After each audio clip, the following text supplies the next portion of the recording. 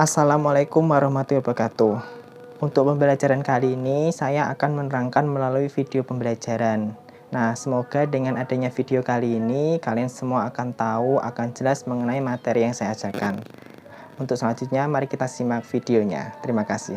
Kita langsung saja untuk materinya pada materi bab analisis profitabilitas. Rasio profitabilitas adalah rasio atau perbandingan untuk mengetahui kemampuan perusahaan untuk mendapatkan laba atau profit dari pendapatan atau earning terkait penjualan, aset, dan ekuitas berdasarkan dasar pengukuran tertentu. Dan ini untuk rasio profitabilitas ini pada umumnya bisa diartikan sebagai rasio yang digunakan untuk membandingkan kemampuan perusahaan untuk mengisikan laba dari pendapatan. Dengan kata lain itu, untuk rasio profitabilitas digunakan untuk mengukur kemampuan menghasilkan banyak laba dari kegiatan produksi yang dilakukan. Jadi kegiatan produksi selama satu periode itu dilakukan bagaimana, itu untuk menghitung dari penjualan atau transaksinya itu berapa, nanti hasilnya adalah laba yang dihasilkan itu bisa dihitung dengan menggunakan rasio profitabilitas. Nah, rasio profitabilitas ini berfungsi untuk pencatatan transaksi keuangan yang biasanya dinilai oleh investor dan kreditur atau bank.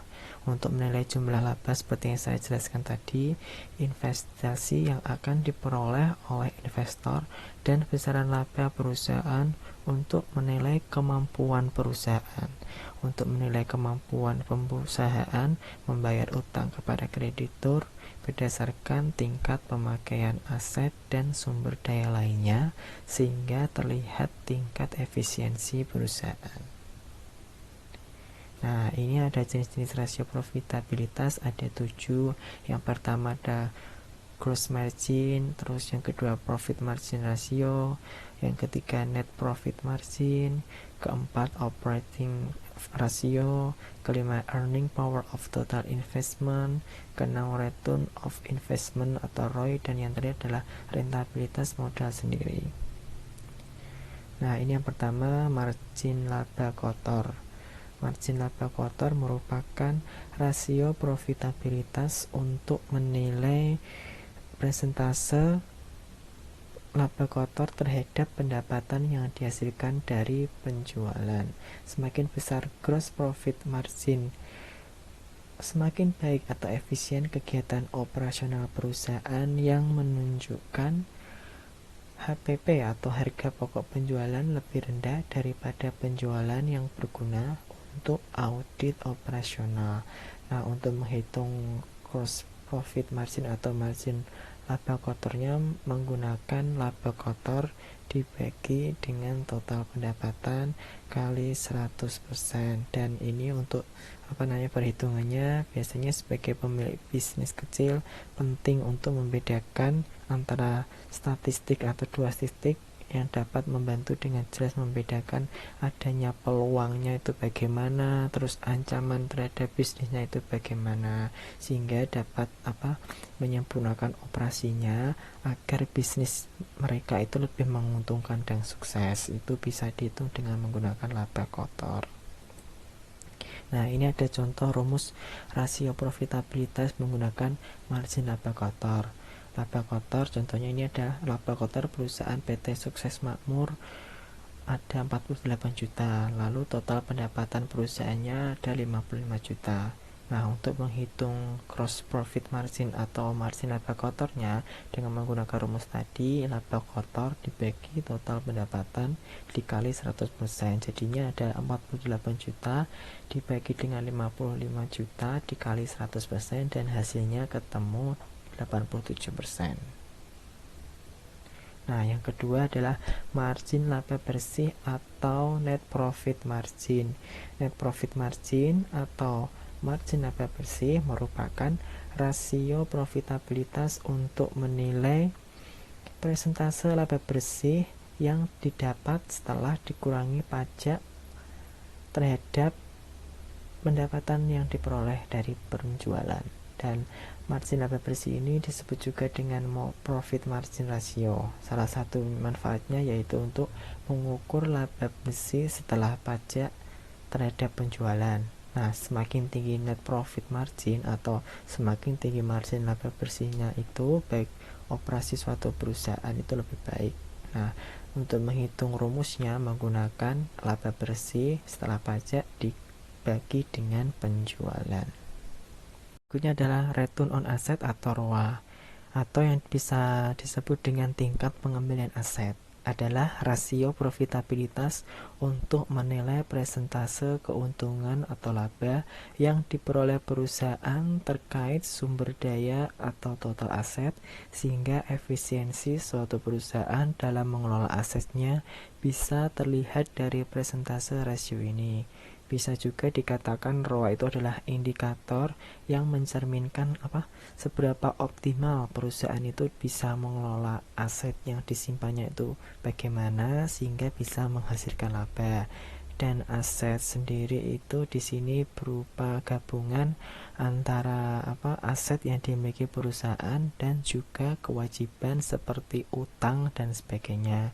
Jadi ROA itu misalkan proporsinya lebih tinggi, berarti perusahaannya itu dapat mengoptimalkan seluruh aset yang diinginkannya itu bisa menjadi laba bersih. Namun tidak semua perusahaan itu bisa mencatat ROA-nya itu tingkat laba bersihnya itu tinggi. Nah, untuk menghitung ROA atau rumusnya bagaimana, dengan cara laba bersih dibagi dengan total aset.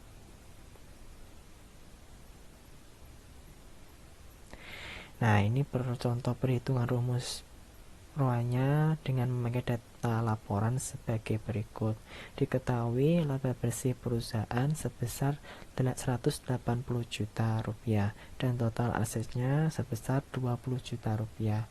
Maka ROA-nya itu berapa? Jadi dengan menggunakan rumus tadi, ROA sama dengan laba bersih dibagi dengan total aset.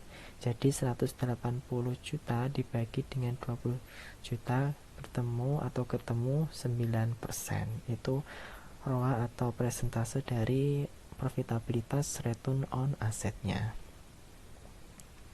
Kemudian yang selanjutnya adalah rasio pengembalian ekuitas atau return on equity ratio, merupakan rasio profitabilitas untuk menilai kemampuan perusahaan dalam menghasilkan laba dari investasi pemegang saham perusahaan tersebut yang dinyatakan dalam presentase.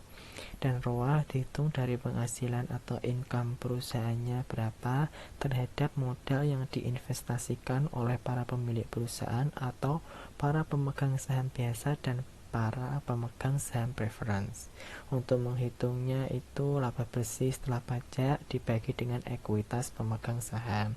Nah, di sini sama juga seperti ROA, semakin tinggi rasio ROE atau return on equity-nya, berarti fundamental perusahaannya itu semakin bagus, seperti itu. Nah, ini ada contoh rumus perhitungannya berdasarkan laporan keuangan yang diterbitkan pada tanggal 31 Desember 2017. PT Sukses Makmur yang bergerak di sektor konstruksi memiliki laba bersih setelah pajak sebesar 500 juta. Total ekuitas para pemegang saham adalah sebanyak 800 juta. Berapa rasionya? Lalu untuk menghitung ROE-nya, laba bersih setelah pajak dibagi dengan ekuitas pemegang saham. Jadi 500 jutanya dibagi dengan 800 juta, hasilnya adalah 62,5%.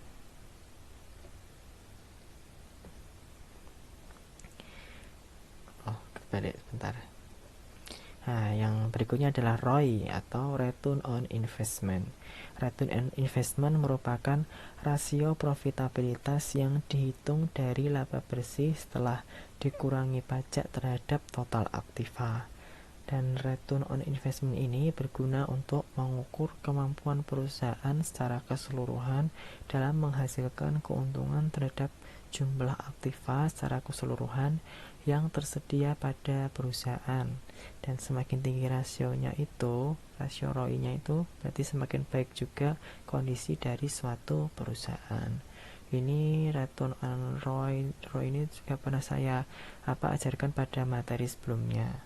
Dan untuk menghitung ROI-nya itu adalah dengan cara laba atas investasinya itu dikurangi dengan investasi awalnya berapa, kemudian dibagi dengan investasinya dikalikan dengan 100%. Ini adalah contoh rumus dari soal ROI atau profitability ratio.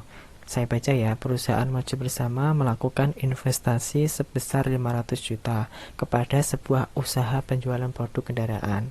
Kemudian perusahaan maju bersama ternyata mendapatkan penjualan sebesar 1000 unit kendaraan.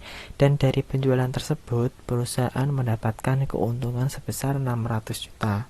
Nah, untuk menghitung ROI-nya itu diketahui keuntungan labanya itu sebesar 100 juta. 100 juta dari mana? Dari ini tadi, 600 dikurangi dengan 500. Nah, dan modal investasi awalnya sebesar 500 juta. Kemudian jadi diperoleh perhitungannya sebagai berikut. 600 dikurangi 500 juta tadi hasilnya kan ada 100 juta. Lalu dibagi dengan 500 juta dikali 100 dan hasilnya ketemu 20% untuk ROI-nya.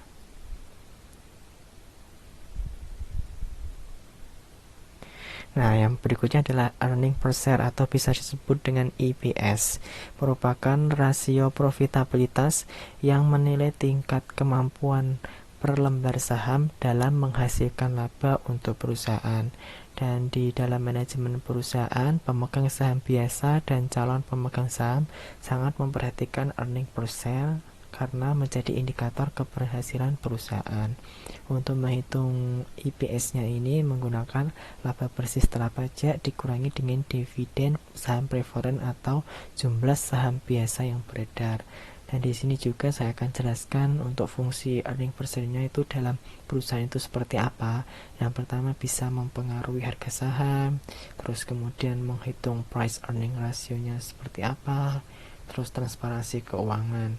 Kalau untuk mempengaruhi harga saham itu kemungkinan bila perusahaannya itu bisa mendapatkan laba yang besar pada tiap lembaran sahamnya, maka perusahaan tersebut memiliki banyak dana yang dapat diinvestasikan kembali untuk selanjutnya pada kegiatan operasional perusahaan. Nah, kalau menghitung price earning ratio-nya juga bisa dijadikan sebagai komponen utama yang biasa digunakan untuk menghitung rasio harga pendapatan atau yang lebih sering disebut dengan price earning ratio. Untuk yang transparansi keuangan juga bisa jadi gambaran pada perusahaan lebih profesional lagi dalam mengelola laporan keuangannya seperti itu. Nah, ini ada contoh rumus EPS-nya. Ini bisa kalian baca-baca lagi caranya seperti gini. Nah, tadi adalah pembelajaran melalui video mengenai penjelasan materi. Bagi kalian yang belum paham atau belum jelas mengenai apa yang saya jelaskan tadi, bisa kontak saja lewat email saya ataupun via Japri di WA saya. Sekian, wassalamualaikum warahmatullahi wabarakatuh. Terima kasih. Dan jangan lupa like, subscribe, and comment.